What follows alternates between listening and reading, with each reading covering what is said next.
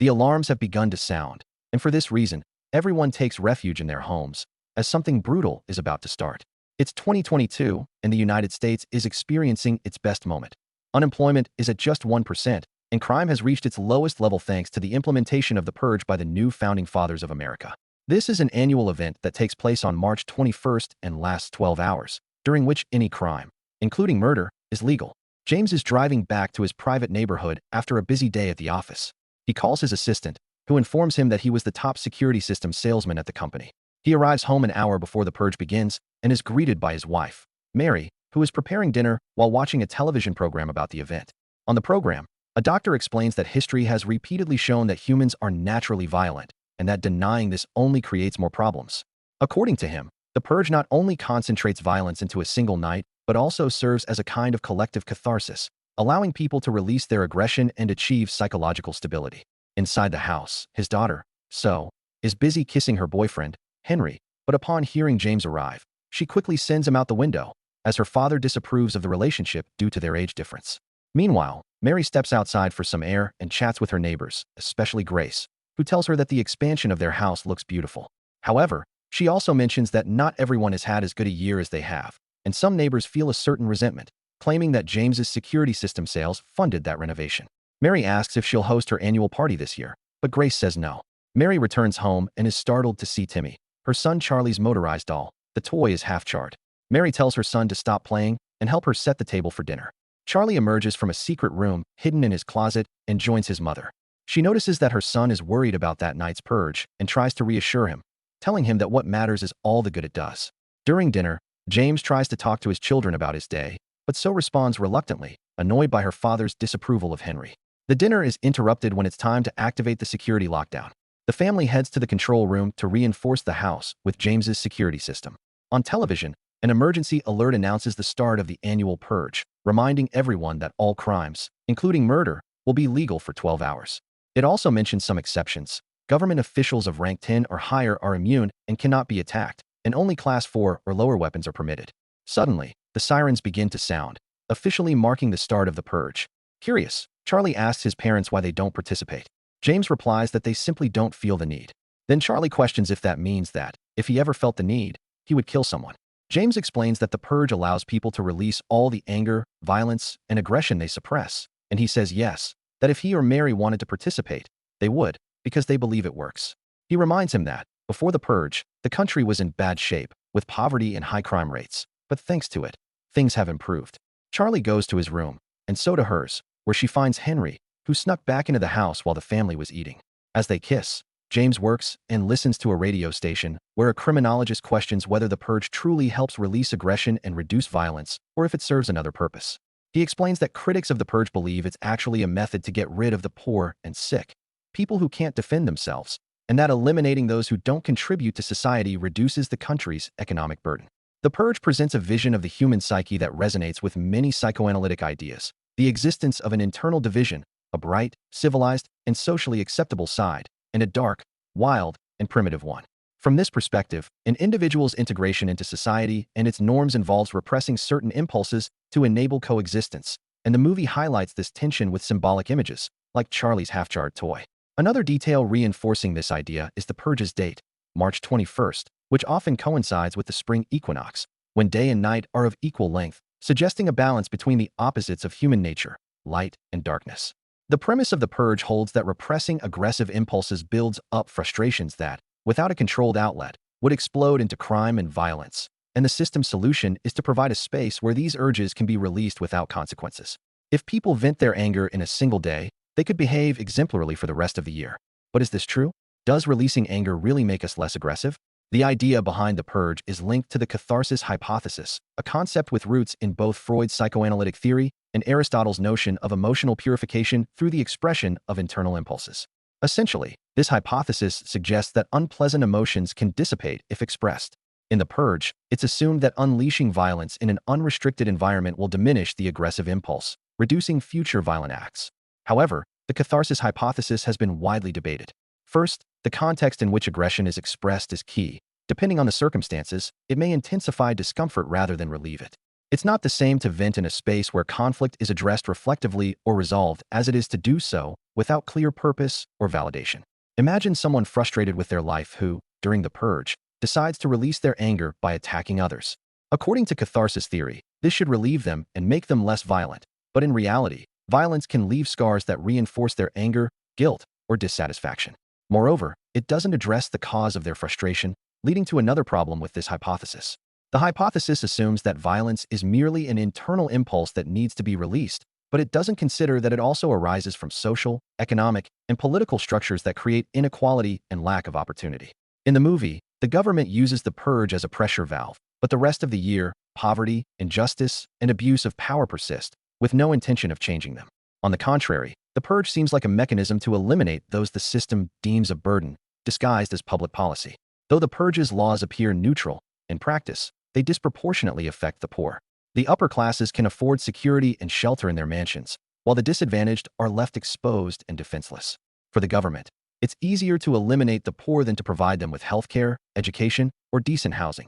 And this shows that the purge serves as a metaphor for how, in real life, certain groups are treated as disposable within our system.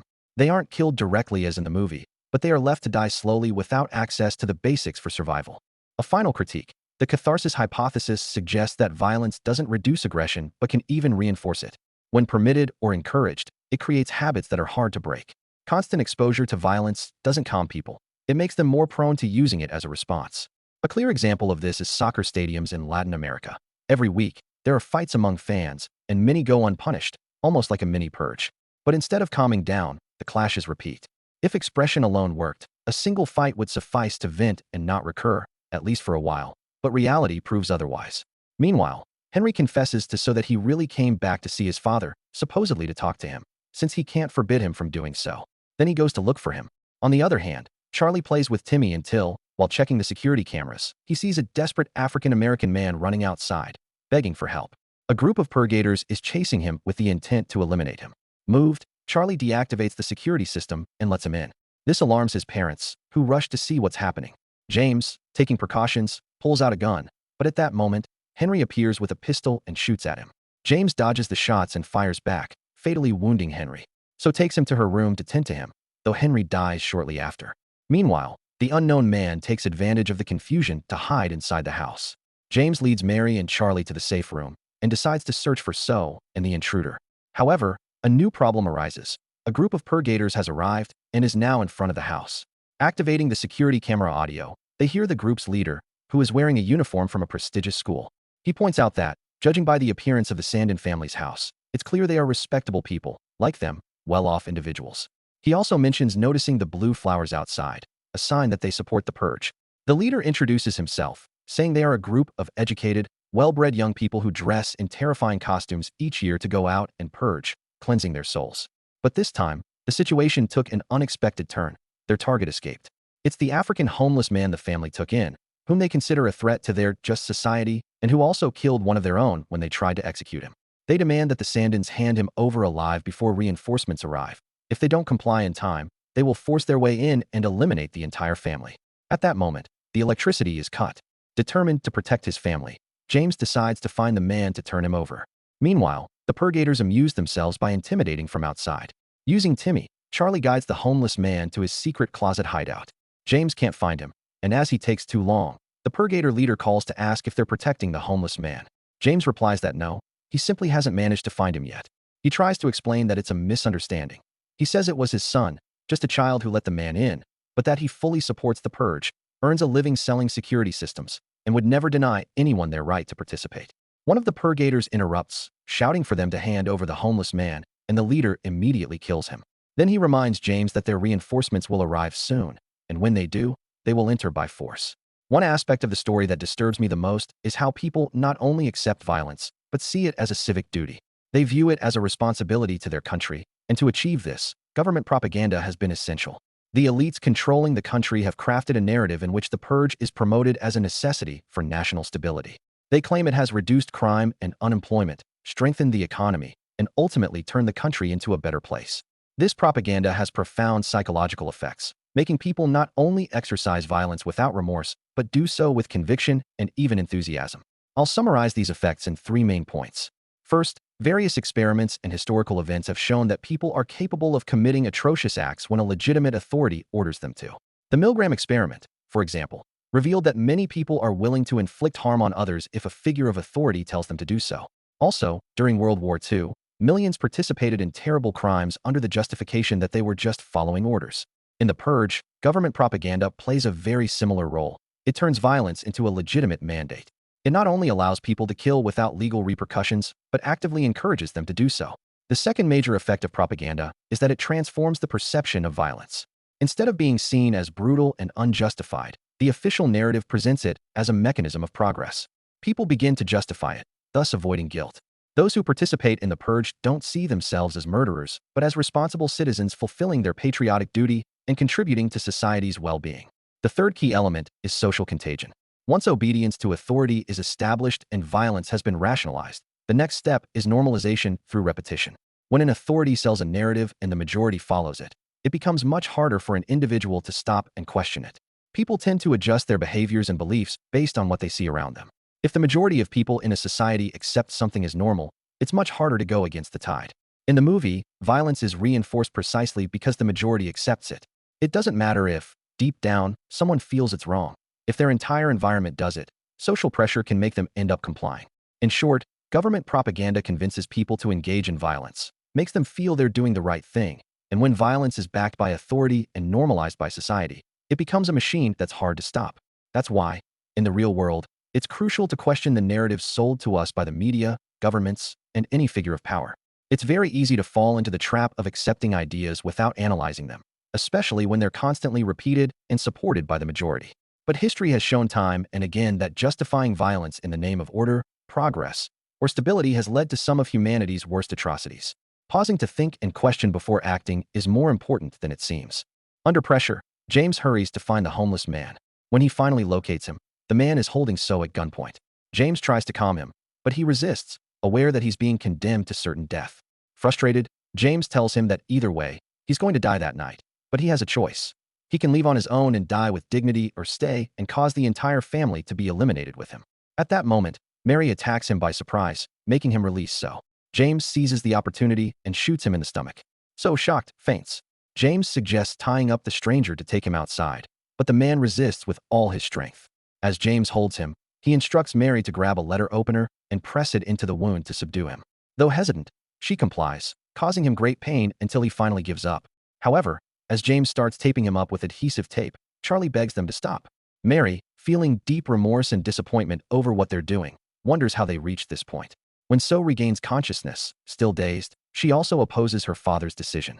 James tries to reassure her, saying everything will be fine, but she replies that, after what he's doing, nothing will ever be fine again. The homeless man, who has been listening to the entire discussion, tells James to save his family and turn him over. But James changes his mind, runs to Mary, and tells her that instead of giving up, they'll fight. He gives Charlie a gun and orders him to hide in the basement, while he and Mary arm themselves further. At the start of the story, James and Mary supported the Purge without questioning it, and of course, why wouldn't they? It doesn't affect them directly or firsthand. They're safe in their protected home, not even witnessing the violence happening outside. But beyond not harming them, the Purge has greatly benefited them. Thanks to it, they've amassed a fortune selling security systems for nights of chaos. For them, the Purge is just an annual event they wait to pass. They don't see it, feel it, or suffer it. It's easy to agree with a system when it benefits you and its consequences don't touch your life. Often, those with the power to change things don't, not out of malice, but because they simply don't feel the need to. They're not forced to face the violence, inequality, or desperation others endure daily, and in many cases, it not only doesn't affect them, but even suits them for things to stay the same. Why question it? And it works for them. But everything changes when the crisis hits their own doorstep. When Charlie let the homeless man in, the family's bubble of security burst. At first, James had no doubts about what to do. His instinct was to hand the man over and carry on with his life as if nothing had happened. It wasn't personal. He was just following the rules of the system he believed in. But Charlie, the only one who had shown concern about that night's violence and helped the man without overthinking it, planted the seed of doubt in his family. Mary also began to feel remorse, and gradually, James's conviction crumbled. He realized that his family wasn't in danger because of the homeless man, but because of those who wanted to eliminate him. At that moment, James was forced to choose between his comfortable beliefs and his humanity. That's when James had a change of heart. And now the question is, how many people need to be affected by an injustice for us to realize it's a problem? because it's so easy to ignore others' suffering until it touches us. Injustices aren't caused only by those who commit them, but by the indifference of those who have the power to do something and choose not to. Just then, the Purgators' reinforcements arrive. The leader announces that the Sandin family has disappointed them, as the homeless man they're protecting exists only to satisfy their need to purge. He then orders the barricades of the house to be dismantled. The invaders enter and begin searching the house. One of them chases Mary, while Charlie, hiding in the basement, hears laughter and gunshots throughout the house. Suddenly, a Purgator surprises him and is about to kill him, but James arrives in time and saves his son. He then takes Charlie to the safe room and returns to defend their home. He confronts several Purgators, shooting them with his shotgun and slamming another against a pinball machine until he's unconscious. Just when it seems he's winning, the Purgator leader appears out of nowhere and stabs James in the stomach. As James fades, the leader asks him if it was really worth sacrificing his life and his family's for the homeless man, before leaving him there and continuing the massacre. Everything seems lost. A group of Purgators captures Mary and is about to kill her, but at the last moment, the neighbors arrive and eliminate the invaders, saving her. As the neighbors search for the remaining Purgators, Mary reunites with James, who is dying, and with Charlie. Just then, the Purgator leader appears, ready to finish them off, but so arrives in time and kills him. The neighbors return, and Mary, relieved, thanks them, believing they came to rescue them. But they reveal the truth. They actually came to eliminate them. When Mary asks why, Grace explains that, seeing the Purgators break through their barricades, they took the opportunity to settle scores with them. She reproaches her, saying James got rich selling security systems and then flaunted his success by spending the money to improve his house. Mary begs them to at least spare her children, but Grace replies that eliminating them all will make them better people and that their sacrifice will help create a better world. Just as they're about to execute Mary and her children, the homeless man appears and saves the day, killing one of the neighbors and subduing the rest. He then tells Mary to decide what to do with them. However, she doesn't want more violence and forces them to sit at the table and wait for the purge to end. As Mary is distracted watching her children next to her husband's body, Grace tries to snatch her gun, but Mary strikes her hard in the face and slams her against the table, shouting that she doesn't want any more deaths. Finally, the sirens sound, marking the end of the purge. Mary orders her neighbors to get out of her house. The homeless man also leaves, but before going, Mary thanks him for saving them, despite her own neighbors trying to eliminate her and her children. When she had the chance to strike back and finish them off, Mary chose not to.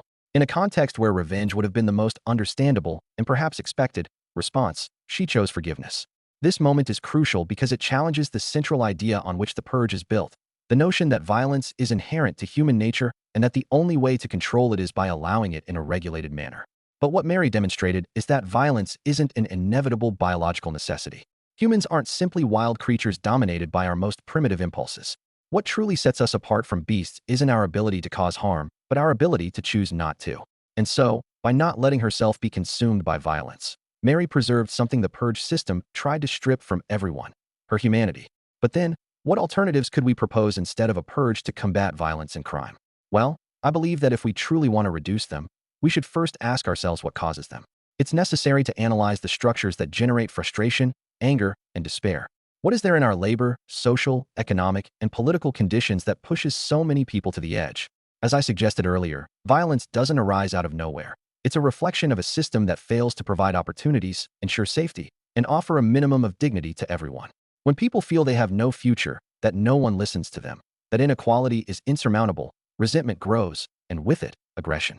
Perhaps if we address those factors, accessible education, healthcare, and housing, decent jobs, real justice, community support networks, we could build more peaceful and prosperous societies.